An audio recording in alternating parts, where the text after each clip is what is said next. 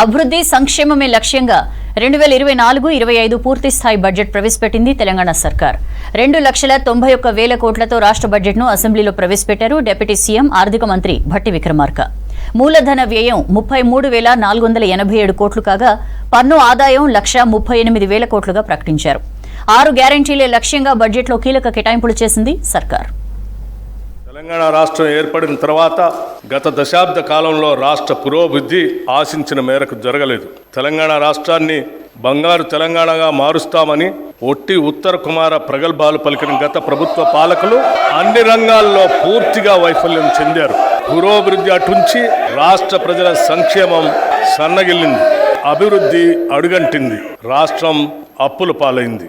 చిలికి గాలివాన అయినట్లు రాష్ట్ర ఆవిర్భావ సమయానికి ఉన్న 75,577 కోట్ల రూపాయల అప్పు గత ఏడాది డిసెంబర్ నాటికి వామనావతారంలా పెరిగి 6,71,757 కోట్ల రూపాయలకు చేరింది. అంటే గత 10 సంవత్సరాల్లో తెలంగాణ రాష్ట్ర ప్రభుత్వ అప్పు దాదాపు 10 రెట్లు పెరిగింది. తదనుగుణంగా రాష్ట్ర అభివృద్ధి జరగలేదన్నది అక్షర సత్యం. ఆదాయం ద్వారా కానీ, అప్పుల ద్వారా కానీ, తదితర మార్గాల ద్వారా కానీ సమకూరిన నిధుల వ్యయానికి రాష్ట్ర పురోగతికి ఏమాత్రం పొంతలు లేని పరిస్థితి నెలకొంది. ఓ పక్క అప్పులు పెరగడంతో పాటు వేరొక పక్క బిల్లుల బకాయిలు భారీగా పెరిగిపోవటం వల్ల రాష్ట్ర ఆర్థిక పరిస్థితి ప్రమాద స్థాయికి చేరుకుంది. రాష్ట్ర విభజన నాటికి ఎంతో సమృద్ధిగా ఆర్థికంగా పరిపుష్టిగా ఉన్న రాష్ట్రం నేడు అప్పుల కుప్పగా మారటం విచారకరం. మా ప్రభుత్వం రైతుకు అవసరమైన అన్ని విధాల చేయూత అందిస్తుంది. ఇప్పటి వరకు ఏ ప్రభుత్వం చేయనంత సాహసం మేము ఈ బడ్జెట్ లో చేస్తున్నాం. మొత్తం ప్రతిపాదిత బడ్జెట్ లో సింహభాగం అంటే 72,659 కోట్ల రూపాయలు వ్యవసాయ రంగానికి ప్రతిపాదిస్తున్నాం. ఇది రైతుల తలరాతలు మార్చే ఒక చారిత్రాత్మక నిర్ణయం. భారతదేశ చరిత్రలో వ్యవసాయ రంగానికి ఇది ఒక మైలురాయి.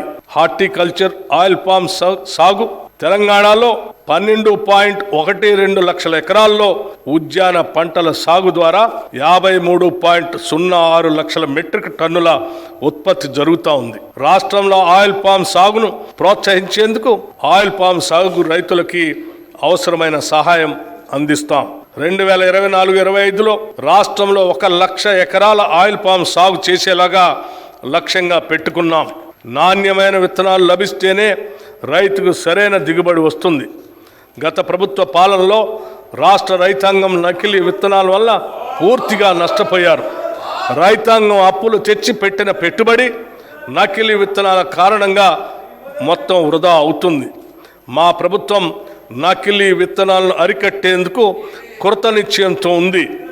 నకిలీ విత్తనాలను అరికడుతూ నాణ్యమైన విత్తనాలు రైతులకు అందించే దిశగా చర్యలు తీసుకుంటున్నాం. రైతులకు నష్టం జరిగే ఎటువంటి చర్యలను మా ప్రభుత్వం సహించదు. హార్టికల్చర్కు బడ్జెట్లో 737 కోట్ల రూపాయలు ప్రతిపాదిస్తున్నాం. పశుసంవర్ధక రంగానికి ఈ బడ్జెట్లో 1,980 కోట్ల రూపాయలు ప్రతిపాదిస్తున్నాం. మా ప్రభుత్వం మహాలక్ష్మి పథకం కింద 500 రూపాయలకే వంట గ్యాస్ సిలిండర్ని అందించడం ప్రారంభించింది. ప్రభుత్వం ఈ పథకానికి ఇప్పటి వరకు 200 కోట్ల రూపాయలు వెచ్చించింది. ఈ బడ్జెట్లో ఈ పథకానికి 723 కోట్ల రూపాయలు ప్రతిపాదిస్తున్నాం. గృహజ్యోతి పథకం కింద జూన్ వరకు అందించిన విద్యుత్కు గాను డిస్కంలకు ప్రభుత్వం ఇప్పటి వరకు 583.05 కోట్ల రూపాయలు చెల్లించింది. ఈ బడ్జెట్లో ఈ పథకానికి 2,418 కోట్ల రూపాయలు ప్రతిపాదిస్తున్నాం. దేశంలోని ప్రధాన నగరాల్లో ఒకటైన హైదరాబాద్ అన్ని రంగాల్లో శరవేగంగా అభివృద్ధి చెందుతున్న చారిత్రాత్మక నగరం ఇది. జిహెచ్ఎంసీ పరిధిలో మౌలిక వసతుల కల్పనకు 3,065 కోట్ల రూపాయలు, హెచ్ఎండి పరిధిలో మౌలిక వసతుల కల్పనకు 500 కోట్ల రూపాయలు, నగరానికి మంచినీటి మరియు డ్రైనేజ్ వ్యవస్థ మెరుగుపరచడానికి మెట్రో వాటర్ వర్క్స్కి 3,385 కోట్ల రూపాయలు ఈ బడ్జెట్లో ప్రతిపాదించాం. ఇవి కాకుండా హైడ్రాకి 200 కోట్లు, ఎయిర్పోర్ట్ వరకు మెట్రో విస్తరణకు 100 కోట్లు, ఔటర్ రింగ్ రోడ్డు కొరకు 200 కోట్లు, హైదరాబాద్ మెట్రో రైలు ప్రాజెక్టుకు 500 కోట్లు, పాత నగరానికి మెట్రో విస్తరణకి 500 కోట్లు, multi modal suburban rail transport system కొరకు 50 కోట్లు, మూసీ రివర్ ప్రాజెక్టు కొరకు 1,500 కోట్ల రూపాయలు ప్రతిపాదించాం. తెలంగాణ ఆర్థికంగా ఆయువు పట్టు అయిన హైదరాబాద్ నగరాభివృద్ధి సాధించినప్పుడే పలు రంగాలకు అవసరమైన వనరులు సమకూడి రాష్ట్రాభివృద్ధికి దోహదపడుతుంది. ఇది దృష్టిలో పెట్టుకొని నగరాభివృద్ధికి ఎన్నడూ లేని విధంగా భారీ ఎత్తున 10,000 కోట్ల రూపాయలు ఈ బడ్జెట్లో ప్రతిపాదిస్తున్నాం. RRR ఉత్తర ప్రాంతం అభివృద్ధికి 13,522 కోట్ల రూపాయలు, దక్షిణ ప్రాంత అభివృద్ధికి 12,980 కోట్ల రూపాయలు ఖర్చు అవుతుంది. దీనికోసం ఈ బడ్జెట్లో 1,525 కోట్ల రూపాయలు. కేంద్ర బడ్జెట్ను విమర్శించని కేసీఆర్ రాష్ట్ర బడ్జెట్పై మాట్లాడడం సిగ్గుచేటన్నారు మంత్రులు. కేసీఆర్ ఎవరిని చీల్చి చెండాడుతారని ప్రశ్నించారు. ప్రపంచ స్థాయి నగరంగా హైదరాబాద్ను తీర్చిదిద్దేందుకు బడ్జెట్లో కేటాయింపులు చేశామన్నారు. కవితను జైలు నుంచి బయటకు తీసుకొచ్చేందుకే బీజేపీ ఆదేశాలతో కేసీఆర్ విమర్శలు చేస్తున్నారన్నారు మంత్రులు.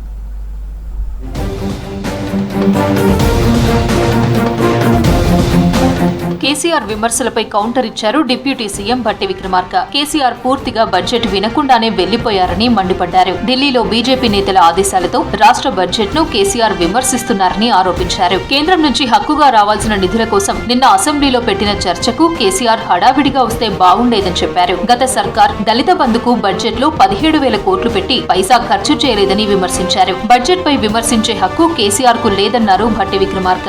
ఎస్సీ ఎస్టీ సబ్ ప్లాన్ నిధులను గత సర్కార్ డైవర్ట్ చేసిందన్నారు. కేసీఆర్ ఎవరిని చీల్చి చెండాడుతారని ప్రశ్నించారు.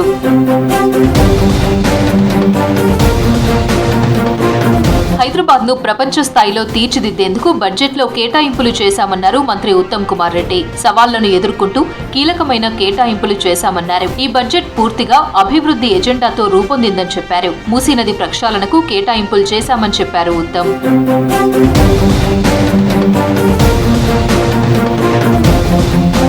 హైదరాబాద్ నగర అభివృద్ధికి బడ్జెట్ లో 10,000 కోట్లు కేటాయించింది ప్రభుత్వం. మూసీ రివర్ ఫ్రంట్ ప్రాజెక్టుకు 1,500 కోట్లు, RRR ప్రాజెక్టుకు 1,525 కోట్లు, పాత బస్తీలో మెట్రో రైల్ ప్రాజెక్టు విస్తరణకు 500 కోట్లు కేటాయించింది. శాసనమండలిలో మంత్రి శ్రీధర్ బాబు బడ్జెట్ ను ప్రవేశపెట్టారు. జీహెచ్ఎంసీ పరిధిలో మౌలిక వస్తువుల కల్పనకు ప్రాధాన్యమిచ్చామన్నారు. అన్ని రంగాల్లో శరవేగంగా అభివృద్ధి చెందుతోన్న చారిత్రాత్మక నగరం. ఇప్పటికే ఈ నగరం ఒక ఐకాన్ పేరు గడించింది.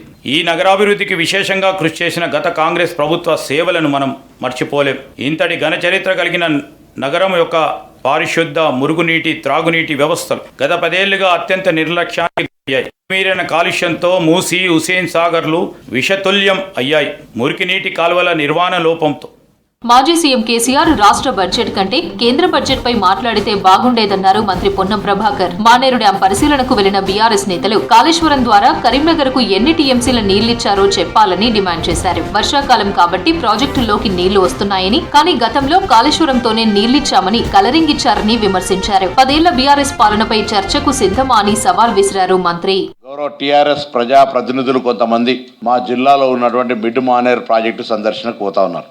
మీరు కట్టిన కాళేశ్వరం ప్రాజెక్టు ద్వారా మీరు మేడిగడ్డ నుంచి నీళ్ళు ఎత్తిపోసినటువంటి నీళ్ళ సంఖ్య టీఎంసీలు ఎంతనో లెక్క చెప్పండి ముందు, మీరు అడిగిపోయే ముందు. అంటే ఎట్లుంటుంది అంటే వీళ్ళ ఆలోచన నీళ్ళు ఎప్పుడైతే వర్షాలు పడ్డాయో 3-4 రోజుల నుంచి ఇక నీళ్ళు ఎట్లయినా వస్తున్నాయి, మేము పోయినాక వస్తున్నాయని చెప్పుకోవడానికి పోయేటువంటి ప్రయత్నం చిన్న చిట్కా. 2వ టీఎంసీ ఎన్నడూ వాడకం లేకుండా ఒక్కనాడు కూడా 1 టీఎంసీ పూర్తిగా కూడా నీళ్ళ యూటిలైజేషన్ లేని పరిస్థితుల్లో 3వ టీఎంసీ ఎవరి లబ్ధి కొరకు చేకూర్చున్నారో చెప్పాల్సిన అవసరం ఉంది. చెప్పిన తర్వాతనే అడుగు పెట్టాలని సందర్భంగా మేము డిమాండ్ చేస్తాను. మాజీ సీఎం కేసీఆర్ కు కౌంటర్ ఇచ్చారు మంత్రి సీతక్క. స్టేట్ బడ్జెట్ పై కేసీఆర్ విమర్శలను ఖండించారు. బీజేపీ మెప్పు కోసమే కేసీఆర్ మాట్లాడుతున్నారని ఆరోపించారు. కేంద్ర బడ్జెట్ పై మాట్లాడని కేసీఆర్ స్టేట్ బడ్జెట్ ను విమర్శించడం ఏంటని అన్నారు. కేంద్ర బడ్జెట్ పై కేసీఆర్ స్పందించకపోవడం ఆయన విఘ్నతకే వదిలేస్తున్నామని చెప్పారు. బీజేపీని మెప్పించడం కోసం 6 నెలల తర్వాత సభకు వచ్చిన కేసీఆర్ అదే పనిగా విమర్శలు చేస్తున్నారన్నారు సీతక్క.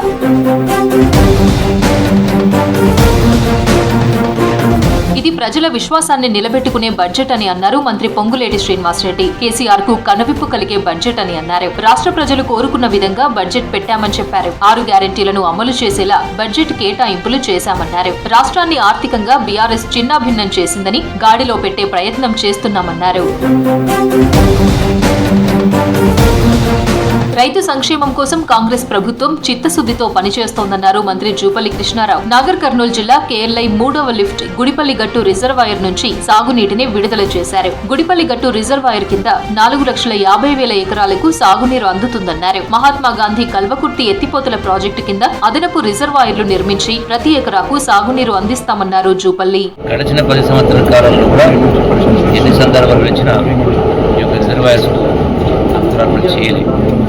అది చేస్తేనే ఈ మొత్తం 4,50,000 ఎకరాలు నీళ్ళు వస్తుంది. దురదృష్టవశాత్తు ఈ ఉన్న 5 పంపులు ఏవైతే ఉన్నాయో 5 పంపులు నడిస్తే 4,000 వస్తుంది. సో దానికి ఈ ప్రభుత్వం వచ్చినటువంటి ఈ మాసాల్లో 3 మాసాలు ఎలక్షన్ పోయినాయి. మొదటి 3 మాసాలు సెక్రటేరియట్ లో నల్లపోచమ్మ బోనాలు వైభవంగా జరిగాయి. మంత్రులు కొండా సురేఖ, పొన్నం ప్రభాకర్ అమ్మవారికి పట్టు వస్త్రాలు సమర్పించారు. నల్లపోచమ్మ ఆలయంలో ప్రత్యేక పూజలు చేశారు. బోనాలకు భక్తులు భారీగా తరలివచ్చారు. రాష్ట్రానికి వర్ష సూచన చేశారు అధికారులు. మరో 3 రోజులు సిటీతో పాటు జిల్లాల్లో మోస్తరు వర్షాలు పడొచ్చన్నారు. ఇవాళ 3 జిల్లాలకు హెవీ రెయిన్ అలర్ట్ ప్రకటించారు. మరోవైపు ఎగువ రాష్ట్రాల్లో కురుస్తున్న భారీ వర్షాలకు ప్రాజెక్టులోకి వరద వచ్చి చేరుతోంది. వరద ప్రవాహాన్ని బట్టి గేట్లు ఎత్తి నీటిని దిగువకు విడుదల చేస్తున్నారు అధికారులు.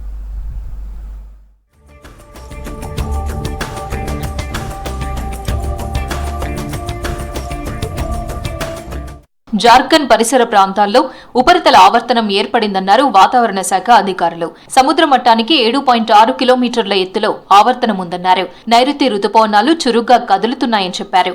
ఆవర్తనం, నైరుతి రుతుపవనాలతో పాటు విండ్షియర్ జోన్ ప్రభావంతో రాష్ట్రంలో వర్షాలు కురిసే ఛాన్స్ ఉందని తెలిపారు. ప్రస్తుతం వాతావరణ పరిస్థితులు చూసుకున్నట్లయితే ఉపరితల ఆవర్తనము జార్ఖండ్ పరిసర ప్రాంతాల్లో కేంద్రీకృతం అయ్యింది. అట్లాగే ఇంకొక విండ్షియర్ జోన్ ఒకటి మిడ్ ట్రోపోస్ఫిరిక్ రీజన్లోని 19 degrees నార్త్ నుండి 22 degrees నార్త్ వరకు కూడా కేంద్రీకృతం అయ్యింది. చూసుకున్నట్లయితే సెంట్రల్ తెలంగాణ ప్రాంతం అయినటువంటి ఈ వెస్టర్న్ పార్ట్ ఏదైతే ఉందో కామారెడ్డి, మెదక్, సంగారెడ్డి ప్రాంతం నుండి అట్లాగే ఈ యాదాద్రి, జనగాం, హైదరాబాద్ మీదుగా ఇట్లాంటి సిచ్యువేషన్ ఎక్కువగా కనపడే అవకాశం ఉంది. రాష్ట్రంలో మరో 3 రోజుల పాటు తేలికపాటి నుంచి మోస్తరు వర్షాలు, అక్కడక్కడ భారీ వానలు పడే అవకాశం ఉందని చెప్పారు వాతావరణ శాఖ అధికారులు. అత్యధికంగా 7 నుంచి 8 సెంటీమీటర్ల వర్షపాతం నమోదయ్యే ఛాన్స్ ఉందన్నారు. ఇవాళ రేపు పలు జిల్లాలకు అలర్ట్ జారీ చేశారు. పశ్చిమ జిల్లాల ప్రజలు అప్రమత్తంగా ఉండాలన్నారు. ఇవాళ నిజామాబాద్, మెదక్, కామారెడ్డి జిల్లాలకు భారీ వర్ష సూచన చేశారు. మిగతా అన్ని జిల్లాలలో 30 నుంచి 40 కిలోమీటర్ల వేగంతో ఈదురుగాలులు వీచే అవకాశం ఉందన్నారు. హైదరాబాద్ పరిసర ప్రాంతాల్లో చూసుకుంటే ఇప్పుడు కొన్ని చోట్ల లైట్ రెయిన్స్, కొన్ని చోట్ల మోడరేట్ రెయిన్స్ 2 to 3 సెంటీమీటర్స్ వరకు నమోదవుతూ వస్తుంది. అయితే చూసుకుంటే కనుక ఇవి ఇంకా కూడా రేపు ఉదయం వరకు కూడా లైట్ రెయిన్ఫాల్ అది కంటిన్యూ అయ్యే అవకాశం ఉంది. రాత్రిపూట నుంచి మబ్బుగా క్లౌడీ కండిషన్స్గా మారే అవకాశాలు ఉన్నాయి. ఎగువ రాష్ట్రాల్లో కురుస్తున్న వర్షాలతో ప్రాజెక్టుల్లోకి ఇన్ఫ్లో కంటిన్యూ అవుతోంది. మహబూబ్ నగర్ జిల్లాలోని జూరాల ప్రాజెక్టుకు భారీగా వరద వచ్చి చేరుతోంది. దీంతో 42 గేట్లు ఎత్తి నీటిని విడుదల చేస్తున్నారు అధికారులు. గోదావరి పరివాహక ప్రాంతాల్లో వర్షాలు పడుతుండటంతో నిజామాబాద్ జిల్లాలోని ఎస్ఆర్ఎస్పీకి భారీగా వరద నీరు చేరుతోంది. అటు ములుగు జిల్లా రామన్నగూడెం పుష్కరగాడు దగ్గర గోదావరి నీటి మట్టం క్రమంగా పెరుగుతోంది. ఆదిలాబాద్ జిల్లాలోని కడెం, కొమరంభీం ప్రాజెక్టులకు ఇన్ఫ్లో కంటిన్యూ అవుతోంది.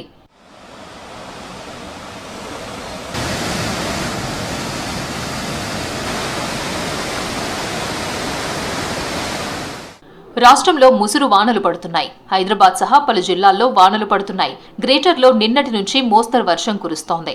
రంగారెడ్డి, నల్గొండ, వికారాబాద్లోని కొన్ని ప్రాంతాల్లో తేలికపాటి వర్షాలు కురుస్తున్నాయి. సిటీలో మరో 4 రోజుల పాటు ముసురుతో పాటు మోస్తరు వర్షాలు కురవచ్చన్నారు అధికారులు.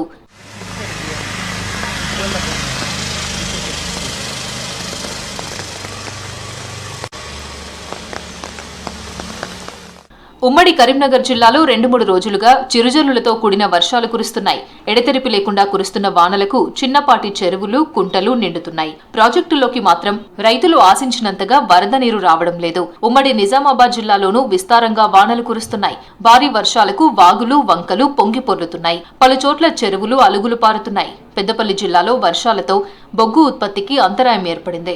రామగుండంలోని ఓపెన్ కాస్ట్లోకి వరద నీరు చేరి 40,000 టన్నుల బొగ్గు ఉత్పత్తికి ఆటంకం ఏర్పడింది.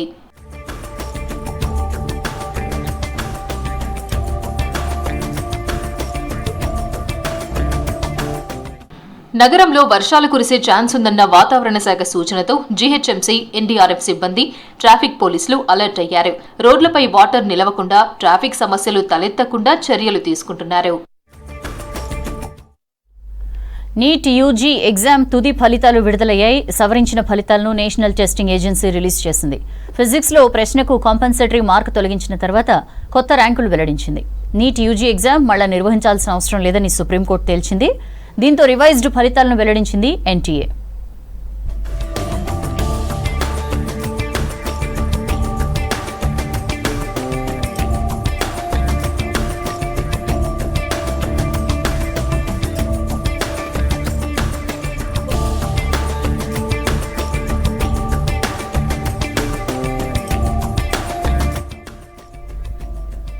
నీట్ యూజీ ఎగ్జామ్ తుది ఫలితాలు విడుదలయ్యాయి. సవరించిన ఫలితాలను నేషనల్ టెస్టింగ్ ఏజెన్సీ రిలీజ్ చేసింది.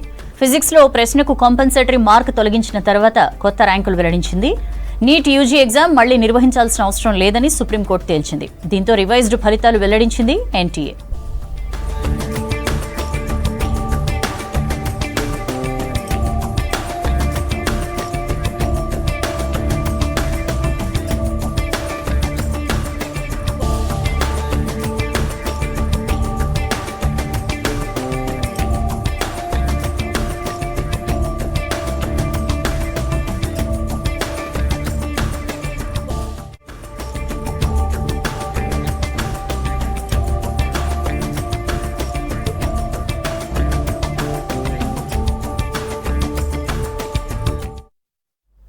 That's all for now.